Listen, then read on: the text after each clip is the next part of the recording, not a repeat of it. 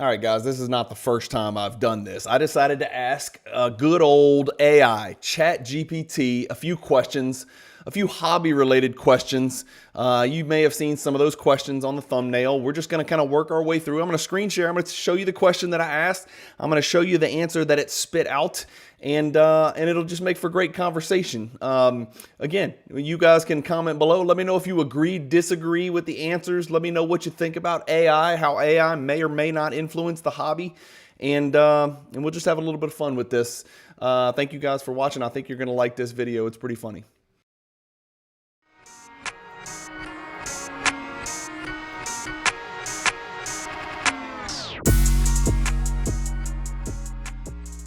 If you've got a bunch of unwanted inventory that you've been sitting on for days, weeks, months, years, ship it to Fanatics Marketplace and let them do all the work. Just make sure when you ship it, you use the promotional code Cajun, all capital letters, C-A-J-U-N. Hey guys, Bryan with Cajun Cardboard coming at you from the great state of Louisiana. And today we asked ChatGPT a bunch of questions, the free version. I don't even know how to pay for the version or whatever, so I just jumped on the free version.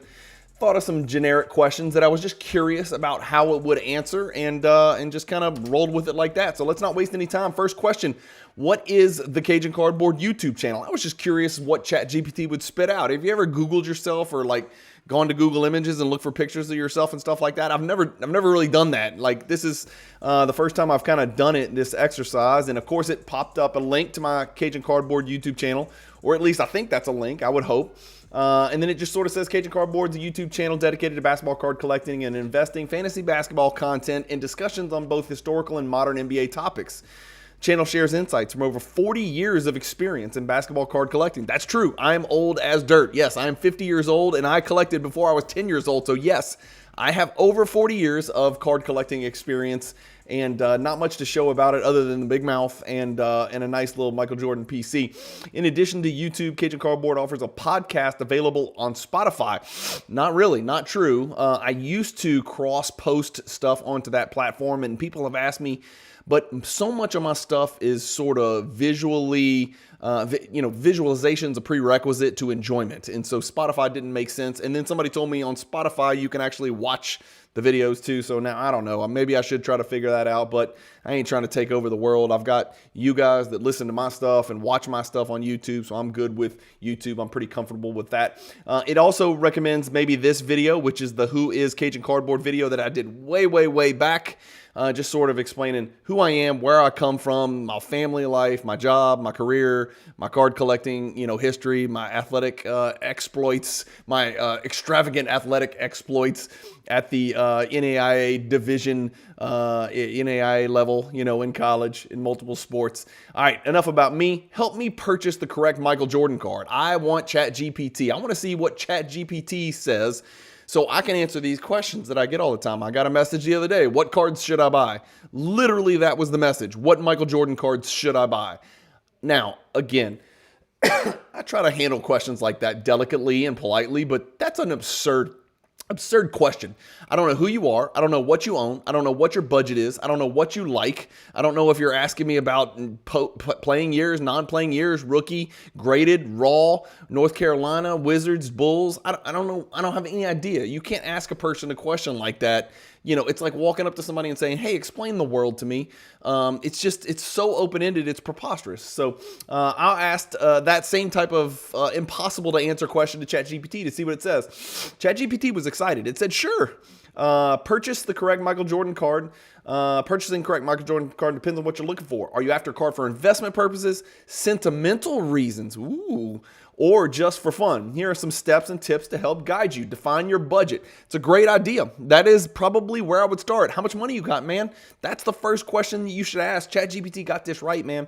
High-end options, they recommend the 86 Fleer or the Star card. It can range from thousands to millions. I don't think millions is the right word because none of them have sold for more than 1 million. Like more than 2 million, I should say. So from thousands to a million, maybe something like that. Mid-tier options, inserts and parallels from the 90. Yes, raise the roof right there. We're on the right track. Precious metal gems, flare showcase, or scoring kings are valuable, but not as expensive as rookie cards. I beg to differ. I'm pretty sure the PMG green is more valuable than a rookie card. So ChatGPT, another swing and a miss right there. Modern reprints, tribute cards, or base cards from the 90s are budget friendly. And that's what I keep trying to tell people is that, you may not be able to buy PSA 10, tier 2 Michael Jordan cards for $34,000 when they show up on Fanatics or Golden or eBay or wherever, right? But anybody can buy base cards. I've got 5,000 Michael Jordan base cards 15 feet over here to my right sitting that I've gone through from collections that I've bought. Anybody can buy cards like that and have a hell of a lot of fun and learn a hell of a lot about Michael Jordan cards in the process. Decide on a card type. Rookie cards are an option. Inserts and parallels are an option. Autographed or game used cards are an option. Base cards are an option. It's an affordable option. Yes, ChatGPT nailed this one. I did a great video. If you go back and search, maybe look up something like 23 ways to collect Michael Jordan. That was the name of the video. I'll try to link it at the end of this video. But it was a great introduction for brand new people who had never dipped their toes in the water of Michael Jordan card collecting, kind of giving you 23 ways to sort of curtail what can be an overwhelming smorgasbord. I don't know how to spell it, so don't ask me. A huge buffet of Michael Jordan card collecting.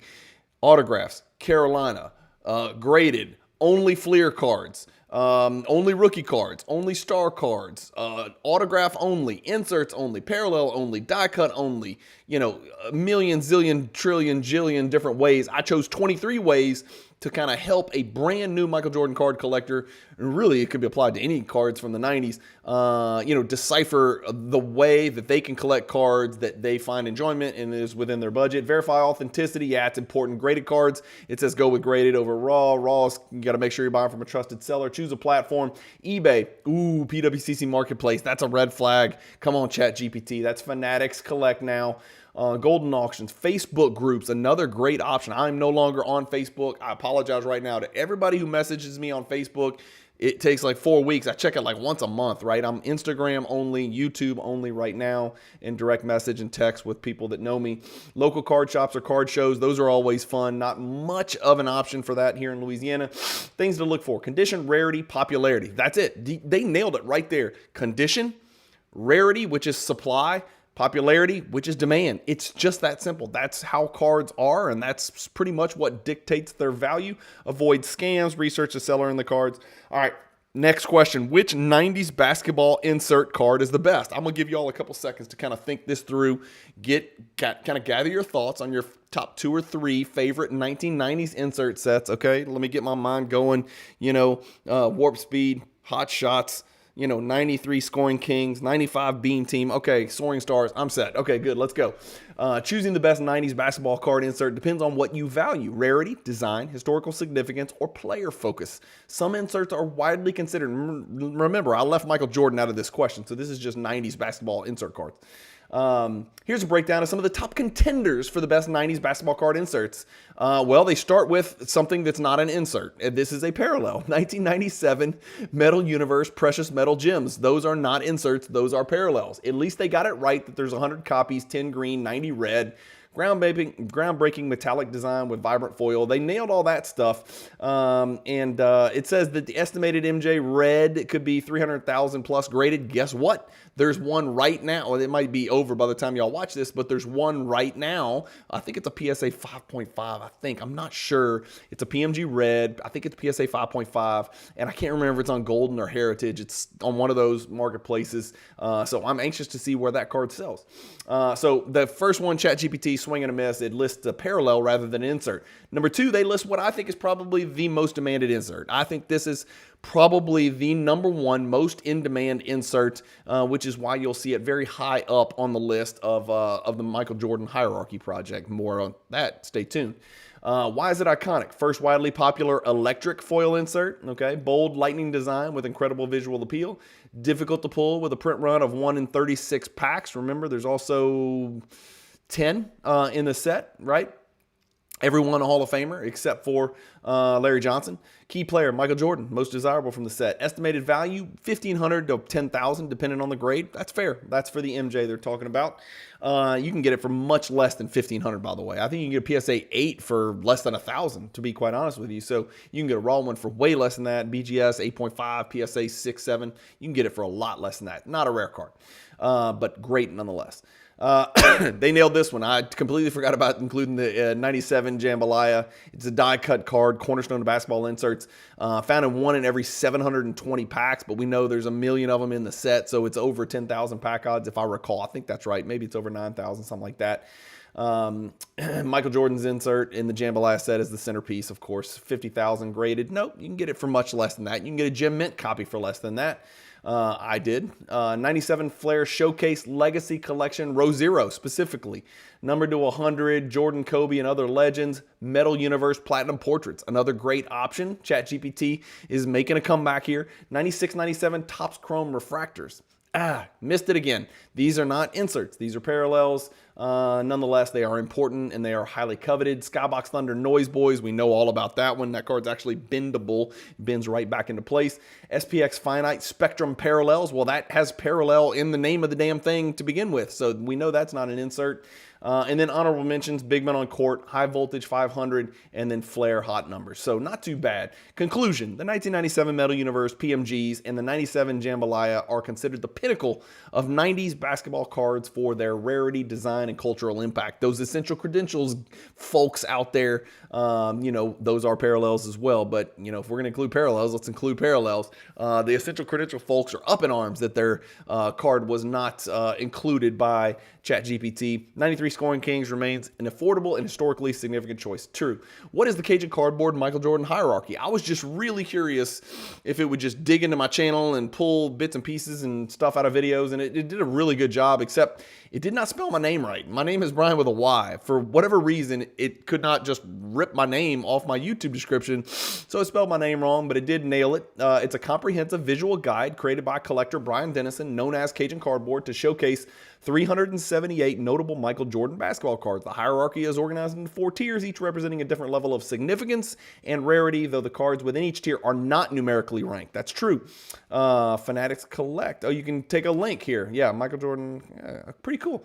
That's an article that Fanatics Collect did on my Michael Jordan hierarchy. I wonder if it'll leave. Okay, did it leave? Please don't leave. Okay, it didn't leave. But it brings you to this article. This is an actual article explaining Cajun Cardboard's Michael Jordan hierarchy that Fanatics Collect did with me, and they flew me up there and we talked about it in Portland. We talked about a couple cards from each of the tiers. It's really kind of cool, right? So, an interesting article. If you haven't seen it yet, it's on Fanatics Collect somewhere in the archives.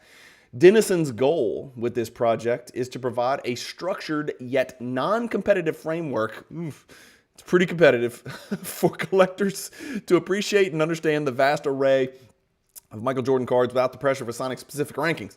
Allows enthusiasts to explore and enjoy the cards based on their personal preferences and interests. They nailed that. That is true. And there is a, boom, YouTube video that I created way early in the game, and this is just a short that came from it. Ooh, look, it's me and Theo Vaughn and Iverson. That's awesome.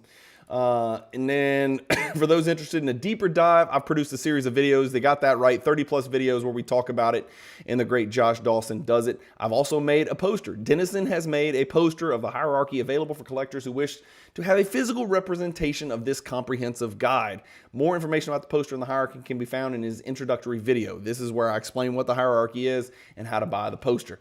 Who is the next Michael Jordan? That's the next question. I want to know, who does ChatGPT think is the next Michael Jordan in the NBA? The term next Michael Jordan is often used to describe a player with extraordinary talent, dominance, and influence on the game of basketball, both on and off the court. While it's challenging, blah, blah, blah. Here are their candidates. LeBron James is candidate number 1. Fair enough. Here's the differences between LeBron and Jordan. Where do I begin with that? LeBron's more of a playmaker, often compared to Magic Johnson for his passing and versatility, while Jordan was a pure scorer with a killer instinct. Kobe Bryant is option number 2. These are 2 pretty good guesses by ChatGPT.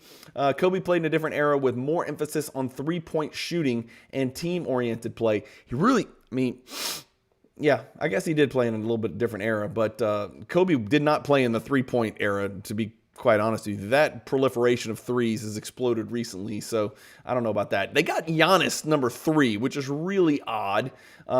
He resembles Jordan's relentless competitiveness and commitment to improvement. That is true. Giannis checks every box as far as that goes, but they say Giannis's game, and I'm not sure that's how you make Giannis possessive. I don't know. Somebody who went to English class more recently than me can weigh in. I don't think you add an S on there, do you? I think you just put an apostrophe on the end. Giannis' game is less polished as a scorer, relying heavily on athleticism and power. You got that right. That's why it probably won't age well. Kevin Durant is 4th. He lacks the same defensive dominance and fiery leadership style. Doncic is 5th. Wembanyama is already mentioned. ChatGPT already getting into the Wembanyama game. ChatGPT owns a bunch of Wembanyama prisms. Can anyone even be the next Michael Jordan? ChatGPT takes liberties here. I didn't ask this question. They just decided to throw it out there to kind of head it off at the pass. Jordan's cultural influence through endorsements, Space Jam, the Jordan brand, it's unmatched. Any next Jordan must transcend sport in a similar way. And by the way, no one has. And don't give me LeBron. Don't give me this Caitlin Clark stupidity. Don't even give me Messi. Don't even give me Cristiano Ronaldo, who's the most popular athlete on planet Earth. I just don't think any of them have approached Jordan as far as that transcending the sport. Killer mentality. Players like Kobe and Giannis probably do come closest in terms of relentless competitiveness. Notice they left LeBron out. But Jordan was different. Ultimately, there may never be another Michael Jordan in the truest sense. Players like Kobe, LeBron, and emerging talents like Victor continue to carry the torch of greatness in different ways. Who is the most overrated NBA player of all time? I thought this would be funny. So I asked ChatGPT, who's the most, we talk about this all the time, right? And sometimes the usual suspects come up. ChatGPT, first of all, lays a foundation to get off the hook for calling people overrated and saying, it's not really fair, it's subjective, sparks heated debates. That's great. They got Westbrook number 1, man. I think Westbrook's underrated. They've got him labeled as overrated. Of course, their assertion is that his stats are so phenomenal that, you may lose the forest for the trees. He hadn't won anything, right? So it's all stats, it's stat stuffing and all that. But damn, dude, very few people have done what he did. And by the way, he won an MVP and he's a first ballot. Carmelo Anthony, same deal, stats, right? Tons of points, mostly points, right? Mostly field goal attempts, but points. Carmelo was a killer scorer, one of the 15, top 15 scorers in NBA history, I think still to this day. He's labeled as overrated because he never made it to an NBA Finals despite being a franchise cornerstone and a massive, massive scorer. Dwight Howard's listed in here. Tracy McGrady is listed in here. Again, injury concerns kind of curtailed his deal. Same thing with Bill Walton. Injuries curtailed him. Big peak, but not longevity. Kyrie Irving, I'm shocked that he's included in here. He's one of the most skilled ball handlers and scorers in NBA history. His ability to shine in big moments is undeniable. Pete Maravich, damn, they're going to hit hard. Like they're really hitting at the, heartstrings for us down here in Louisiana. He's labeled as overrated because he was a revolutionary player known for his flashy passing and scoring, but critics argue his style did not translate into winning basketball. Well, he played for the Hawks. And then he was a freaking fossil, a statue when he played for the Celtics. He never won, and he played for the Jazz too, of course. He never won an NBA championship or made a deep playoff run. No, he didn't. His teams absolutely sucked ass. I don't know who the second best players were on Pete Maravich's teams, but my guess is they weren't memorable players in the peak of their career. I probably have to go back and research. I'd like to go back and see who Pete Maravich's best teammates were. That would be a really cool just basketball history video. Maravich played in an era with limited talent around him. There they go. And he was ahead of his time in terms of creativity and flair. What makes a player overrated? Blah, blah, blah. They don't like calling players overrated, so he didn't like my question. What will be the ultimate fate of Jonathan Kuminga as an NBA basketball player? All right, calm down, Warriors fans. I just wanted to see if ChatGPT was on the same page as me. So predicting the ultimate fate of Jonathan Kuminga as an NBA player is speculative. Yeah, no kidding. We're predicting the future, ChatGPT. Here's a breakdown of his outlook and the factors that may shape his career. Strengths, athleticism, defensive potential, scoring upside. Okay, sure. Weaknesses, inconsistent shooting, you think, shot decision-making. Basketball IQ, non-existent. Role adaptation, refusal. Factors that will shape his career. Development of skills that he has none. Defensive consistency, which he's not. Role on future teams, he's going to have to accept that. Work ethic and mentality, I don't know enough about the kid. Possible career outcomes. All-star franchise player, that's his ceiling. High-level starter, key contributor, likely. Role player, defensive specialist, that is his floor. Journeyman bench player. If he struggles with his skill development on mental focus, Kuminga could bounce around the league as a situational player known for his athleticism and bench scoring. Best comparisons, Jalen, Pascal, or Kawhi Leonard, not in 10 million years. Likely outcome, Aaron Gordon, OG Anunoby, or Jonathan Isaac. Floor, the Chief, Al-Farouq Aminu, or Uncle Jeff Green. So that's what they think about Jonathan Kuminga. Ultimately, that is all we get. That's it. That's all I wanted to ask ChatGPT today. I didn't want to make this video too long. 20 minutes is quite enough. If you've got ideas for some other questions for me to ask ChatGPT, keep them clean, having to do with basketball and or basketball card collecting, let me know, and I'll do another video like this maybe in a week, a couple weeks. I don't know. There's only so many days in the week to fill. I usually try to go 5-6 videos each week, which is why I repeatedly remind you guys that I think I am the most consistent content creator in the basketball card hobby. Maybe not the best, but certainly the most consistent, and I put in the work. I'm Black Mamba mentality when it comes to quantity of videos. Maybe I am Smush Parker as it comes to quality of videos, but I've got Black Mamba mentality as far as quantity of videos. So at least give me a little bit of credit for that. But if I can find time in the schedule, I'll plug in another one of these ChatGPT questions and just see what AI spits out. Like I said in the very first video that I did where we asked ChatGPT questions about the best Michael Jordan cards in the world, and it was hilarious, hilariously wrong, to say the least. Your jobs are safe. AI is not coming to take all of your jobs just quite yet. Obviously, it's not a finished product, but it's coming. It's coming strong, and it is definitely going to shape and change the way that we. I assume I'm going to have a robot butler that can help me sort all these 90s cards by player name and kind of help me organize my collection. If I don't have a robot butler, like a hobby butler, an AI robot cyborg hobby butler in 5 years, I will be shocked. And I don't know what I'm going to name him. I might name him Stockton, because I'm looking for him to assist me with how I collect and organizing my collection. I might name him John. Maybe I'll just name him John. How about that, after John Stockton? Thank you guys, as always, for watching. Again, this is just a tongue-in-cheek, little silly video with some answers from ChatGPT. Hopefully you guys got some amusement and some enjoyment out of it. I want you to list in the comments some other questions you want me to ask ChatGPT on the next episode like this. Thank you guys, as always, for watching. Keep collecting, stay positive in the hobby, and peace.